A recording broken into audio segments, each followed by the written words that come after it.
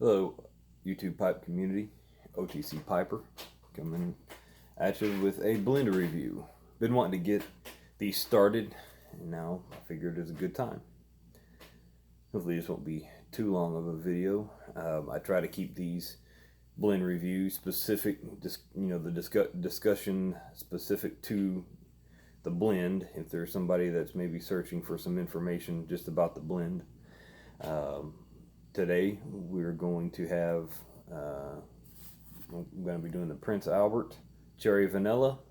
That was heavily featured in a couple of my past videos that I have been sampling. Now I wanted to do a blend review. This is the packaging here, Old Codger blend and Old Codger pipe. It's going to be my Country Gentleman Missouri Meerschaum Cobb. It's been a good pipe and I really enjoy it. This one is one that I just discovered this past week, and I'd never heard of it. And I thought I'd heard of most of the pouch variety dime store blends, and I don't know why. I've just never come across this blend, and it actually is a delightful blend. It's a little bit different than a regular Prince Albert, and we'll go over that. I already have it loaded in my bowl. Gonna get it lit, and then I'm gonna read some stuff off the pouch. And this is the first time I've just focused mostly on the blend review. As I've smoked it before, there's been things going on, hanging out with friends and family, things like that. Now I'm just gonna focus mostly on that. We'll see how it comes alive.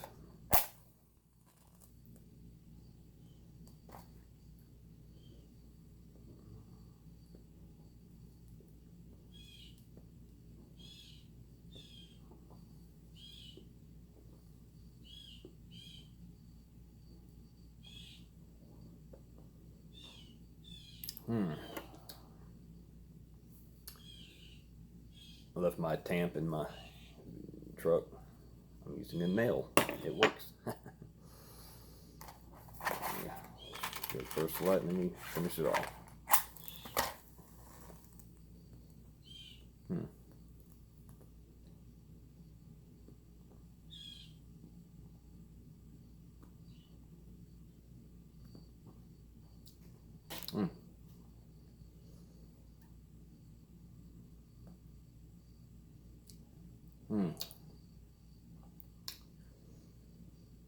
I think I was hit. Boy, that room note is good, even for me sitting here smoking the pipe. Wafting smoke back over this way.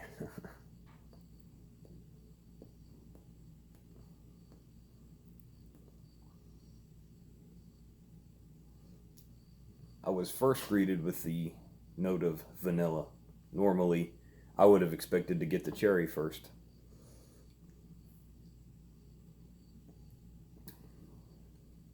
But the cherry is in there. The cherry is a little more subtle, not like I would think probably the most prominent cherry in a flavor would be in my opinion, the Paladin Black Cherry, which is very, very heavily featured in that blend.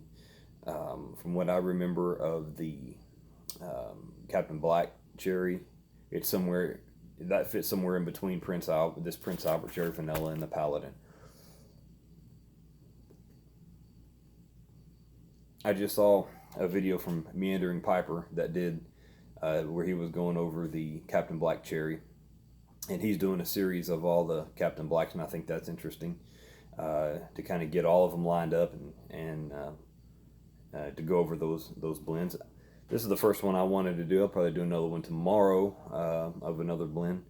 As I left a comment in there, I was noting how interesting it was to do a series on all of the blends, and I look forward to doing one on Borkum Riff. It's another one of my favorites. But now let's focus on this.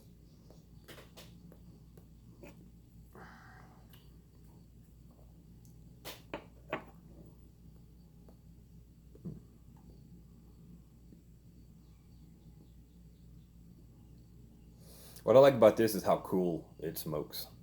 I tend to have a faster cadence. Gotta sometimes remind myself to slow down a little bit. Like this doesn't bite you at all.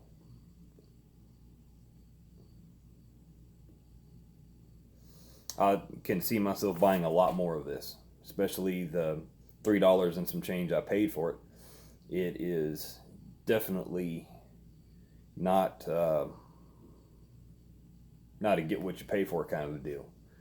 This is probably one of the least expensive pouches that I've ever purchased.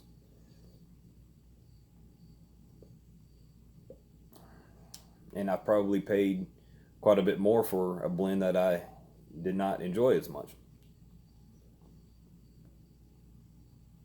It's the one that I would highly recommend for anybody, beginner to experienced alike. But I would say, specifically, if you're thinking about getting into piping and you have come across this video that way, I would highly recommend this as a starting blend. It's light, but it's packed with a lot of good flavor.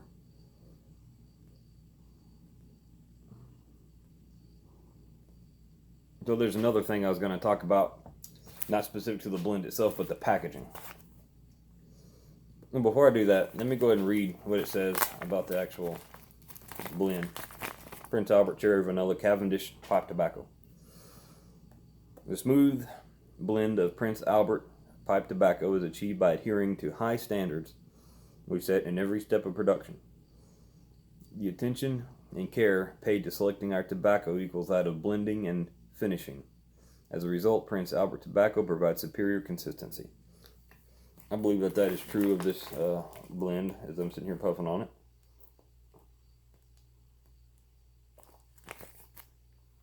it. And I'm going to chime in as the flavors open up. But there's another thing I was going to talk about while I'm sitting here and I have it.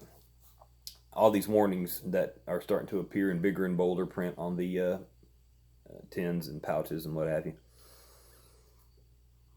This is one that I've seen before and I never really considered it too much.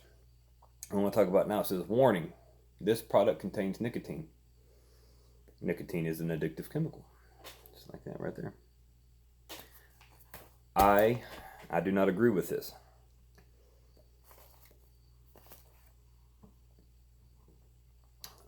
As many of you, just like me, are acquainted with many people that smoke cigarettes, dip snuff, chew tobacco, that kind of thing.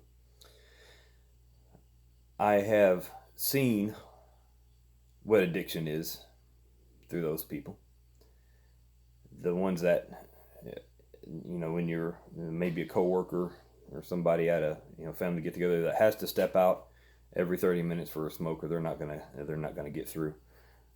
They just can't function without going out and getting a fix of their whatever product it is. A good friend of mine is that way with snuff. You can't, he goes too long without snuff, and you don't want to deal with. He even admits it. He goes, when I cut back on this, I turn into somebody else. And I've never had that with smoking a pipe or cigars. I've never experienced that. I've never had a nick fit. I've never had an overwhelming craving or desire. I've had sometimes an overwhelming desire, but it's not because of an addiction. It's because I enjoy my time when I'm puffing on a pipe and relaxing. With addictions, it is a necessity. It is a part of your life, and it's the way that you are able to function. And that's not so with this.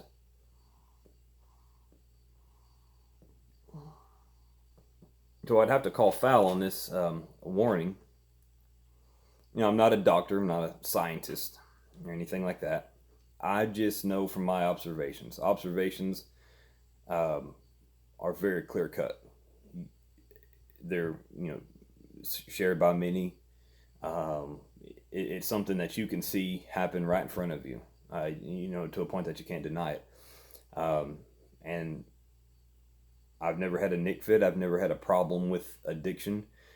I know that in cigarettes and snuff and things like that, there are far more additives and chemicals aside from the tobacco itself, and that contains the nicotine, that go into those products. And that's not something that you find in pipe, tobacco, cigars, that kind of thing. So it really struck me as odd when I saw that. It clicked in my mind. I'm like, I've never had a nic fit. I've never had a problem with addictions pertaining to pipes and cigars.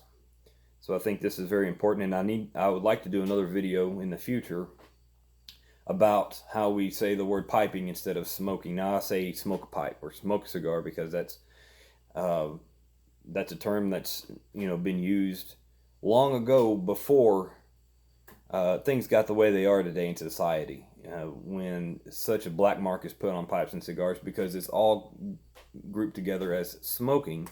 And now if you ask anybody out on the streets, what does a smoker do, they'll say they smoke cigarettes, because that's what society sees it as. We get brought into this group, and there's a black mark on pipes and cigars and things like that. And I just see where things are going with that, and just wanted to throw some awareness out there while I did this video.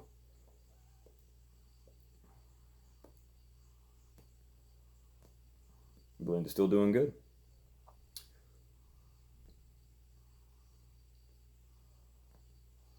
I can tell it's not a heavily topped flavoring,